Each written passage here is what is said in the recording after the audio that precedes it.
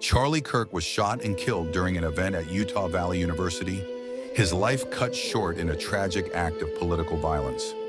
We offer condolences to his friends and family, and anyone else affected by this tragedy. But while many people are rightly shocked about this event, we must ask, why are the screams of thousands who die in Gaza, Palestine, or Muslims around the world every single day so muted compared to this one? Why is one life elevated so high, while many others are dismissed, ignored, or worse, condemned? The great thinkers that have come from this country, and I will say, no, there's a reason why when you go to these Islamic countries that you're not going to see the equal protection of rights, that you do not believe in universal human equality, that you do not believe the same things that we believe in the West, and I think it's suicidal to import millions of them. Charlie Kirk publicly has critiqued Islam and the portrayal of Muslims in the U.S. and in the world as a whole. He has supported policies or narratives that many see as Islamophobic or anti-Palestinian. Charlie Kirk built his career on so-called free speech. He claimed to defend open debate, yet time and again his platform gave cover to Islamophobia. Under the banner of conservatism, he argued for policies that silenced Palestinian voices, dismissed Muslim suffering, and mocked Islamic faith. He pushed Christian nationalism as America's destiny, a worldview where Christianity must dominate, and Islam was portrayed as a threat. In his speeches, in Turning Point USA's events, and in media appearances, this message was repeated: freedom for some, exclusion for others. And so, even as he preached about liberty, his rhetoric painted Palestine as violent, Muslims as dangerous, Islam as incompatible with the West. The result? An entire audience trained to believe that Muslim lives, especially Palestinian lives, matter less. His free speech wasn't for us, it was against us. Meanwhile, in Palestine, in Gaza, every single day, women, children, men lose their lives. Homes destroyed, hospitals bombed, food, water, shelter taken away. It's not always a single bullet at a conservative rally. It's many bullets, many bombs, many acts of cruelty. Yet those deaths rarely make headlines with flags at half-mast. Rarely do people issue official RIP statements. Rarely do those lives become talking points on U.S. campus debates or in political movements. So why the difference? When a conservative icon dies in America, we see mourning, tributes, media saturation. But when Palestinians die by the dozens, the hundreds, how many grief vigils? How many U.S. politicians mobilize? How many bold statements from the media? And when Charlie Kirk criticized Islam or Palestine, often those critiques were allowed, promoted, defended. Yet when Palestinians respond, or when Muslims defend themselves, they are labeled extremists, terrorists. Critics say hate speech or anti-Semitic.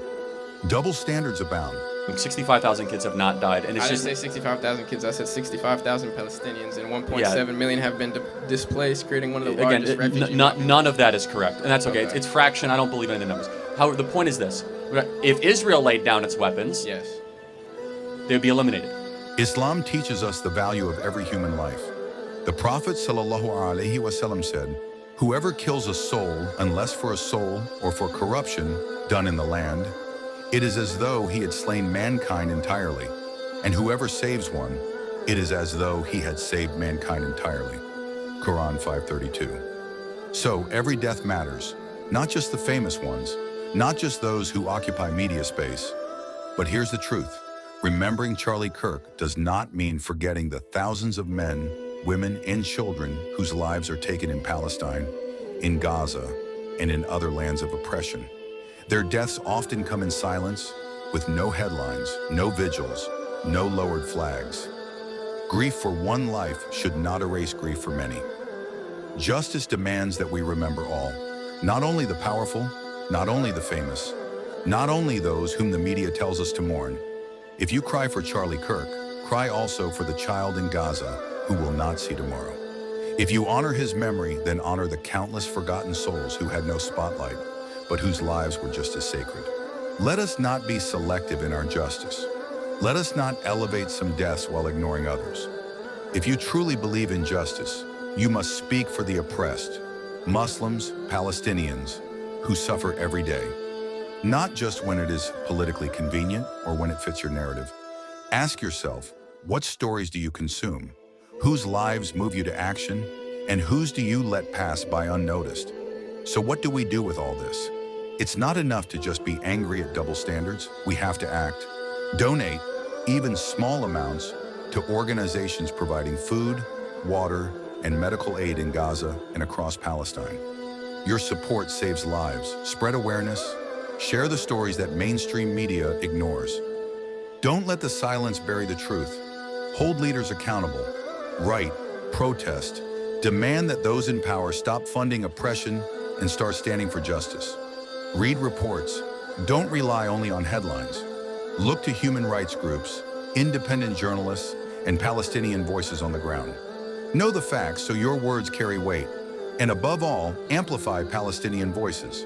Let those who live under bombs and siege tell their own story. Use your platform, however small, to make sure they are heard. Rest in peace, Charlie Kirk.